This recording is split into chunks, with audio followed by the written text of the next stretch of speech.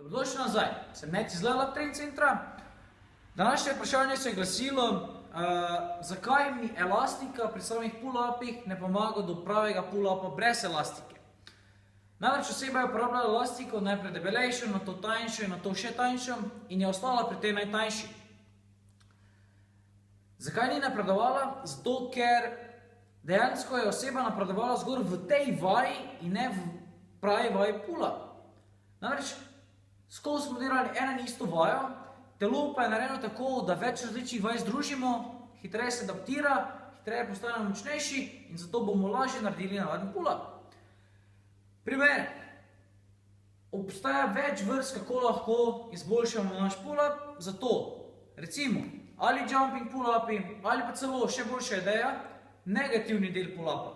To pomeni, da se postanemo gor ali skočimo in se počasi spuščamo dol, ali stopimo na škatlo, da smo v višini palice, mogoče še više, toliko boljše in se spuščamo počasi, da do konca iztegnemo komolce in to večkrat ponovimo.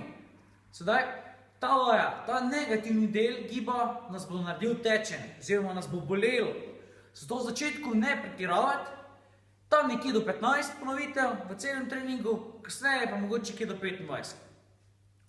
Obstajajo tudi obroči, ring row, smo že to vajo obdelali, pogledajte si na našem kanalu.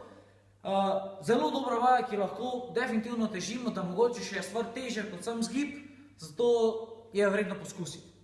Seveda obstajajo mogoče kakšne veslanje v predklonu ali celo deadlifti, ki mogoče niso ravno povezane s samimi zgibi, ampak gradijo celotno telo.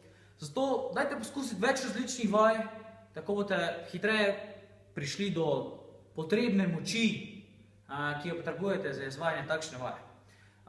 To je za danes to. Vkolikor imate še kakšno vprašanje ali predlog za naslednji video, mi pišite na info@levelup.si, pa se vidimo naslednjič. Če vam je bil video všeč in bi želeli na mail prejemati podobne brezplačne vsebine, pojdite na levelup.si in se naročite na Level Up e-novice.